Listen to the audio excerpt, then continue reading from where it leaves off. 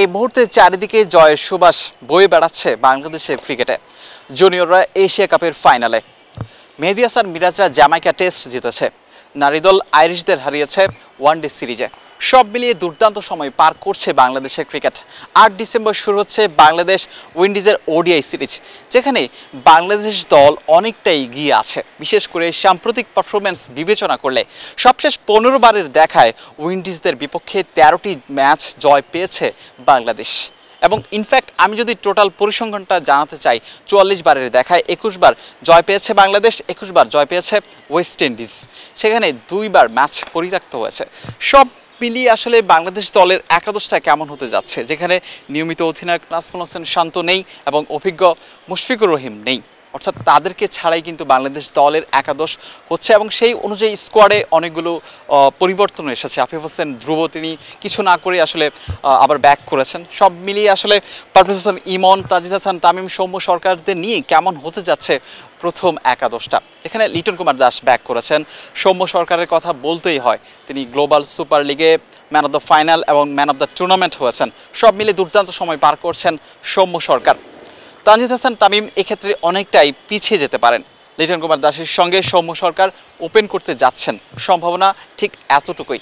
৩ নম্বরে আসলে নাজমুল হোসেন শান্তর জায়গায় কাকে দেখতে চাইবেন, যেখানে প্রথমবারের মতো ওডিআই দলে ডাক পেয়েছেন পারভেজ হোসেন ইমন। সেখানে এই জায়গাটা আসলে কার নেয়ার মতো আছে। তাজিদ হাসান তামিম একেবারে জেনুইন ওপেনার, অর্থাৎ তার সম্ভাবনা খুবই কম ৩ নম্বরে ব্যাট করার। সেক্ষেত্রে মেহেদী হাসান মিরাজকে আসলে আরও প্রমোট হবে কিনা তার ব্যাটিং অর্ডার, সেটা নিয়েও আসলে বলা যাচ্ছে না। তবে পারভেজ হোসেন ইমনকে নিয়ে একটা সম্ভাবনা দেখা যায়, তিনি হয়তো ৩ নম্বরে ব্যাট করতে পারেন বা তার ওয়ানডে অভিষেকটা হতে যাচ্ছে কালকে।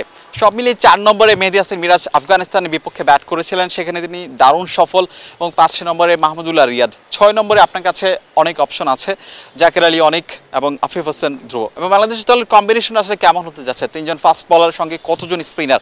আপনারা জানেন নাসুম আহমেদ লাস্ট সিরিজে রিশাদের জায়গায় সুযোগ পেয়ে কি বোলিংটা করেছিলেন। সেক্ষেত্রে রিশাদের চেয়ে যদি একজন স্পিনার নিয়ে খেলানো হয়, বিশেষায়িত স্পিনার, সেক্ষেত্রে নাসুম আহমেদ অনেকটাই এগিয়ে থাকবেন এবং মিরাজের সঙ্গী নাসুম হচ্ছেন, এটা অনেকটা নিশ্চিত করে বলা যায়। এবং সঙ্গে ৩ পেসার আসলে কারা হচ্ছেন, তাসকিন আহমেদ, নাহিদ রানা, তানজিম হাসান সাকিব, শরীফুল ইসলাম, হাসান মাহমুদ।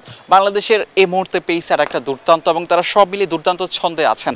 তাসকিন আহমেদের সঙ্গে কাদের দেখা যেতে পারে, নাহিদ রানা। আপনি কাকে রেখে আসলে কাকে বাদ দিবেন সেটা আসলে একটু পেস, বিশেষ করে ৩ জন পেসার বাছাই করাটা একটু কঠিন হবে টিম ম্যানেজমেন্টের জন্য, কারণ সবাই আসলে ছন্দে আছেন। Tanzim Hasan Sakib global super league খেলে দলের সাথে যোগ দিয়েছেন। নাহিদ রানা ওয়ানডেতে সুযোগ পেয়ে বাজিমাত করেছেন, টেস্ট সিরিজ ম্যাচে লাস্ট যেটা খেলেছিলেন একেবারে দুর্দান্ত বলা যায়। অর্থাৎ বাংলাদেশ টিম ম্যানেজমেন্টকে একটু আসলে বেগ পেতে হবে, নিয়মিত যে ৩ জন পেসারকে আসলে বাছাই করতে হলে। তবুও বাংলাদেশ দল ৩ জন পেসার নিয়ে খেলবে, এটা বলাই যায়। সেক্ষেত্রে তাসকিন আহমেদ, নাহিদ রানা, তানজিম হাসান সাকিবদের হয়তো দেখা যেতে পারে। সঙ্গে যেহেতু মুস্তাফিজুর রহমান নাই, সেক্ষেত্রে বাহাতি একটা অপশন যদি আপনি চিন্তা করেন, সেক্ষেত্রে শরীফুল ইসলামকেও আসলে দেখা যেতে পারে। ৩ জন ফাস্ট বলারের সঙ্গে একজন বিশেষ স্পিনার, তিনি হচ্ছেন নাসুম আহমেদ। যদি বাংলাদেশ দল একজন মনে করেন যে একজন বাড়তি স্পিনার খেলাবে, সেক্ষেত্রে রিশাদকেও খেলানো হতে পারে। তবে সেক্ষেত্রে ৬ জন ব্যাটারকে আসলে দেখা যাবে একাদশে। ৭ জন পিওর ব্যাটার, ৪ জন বোলার, এই হতে পারে সম্ভাব্য একাদশ। মিরপুর হোমওয়ার্ক ক্রিকেট থেকে বিলাল হোসেন শিমুল, ক্রিকেট 97।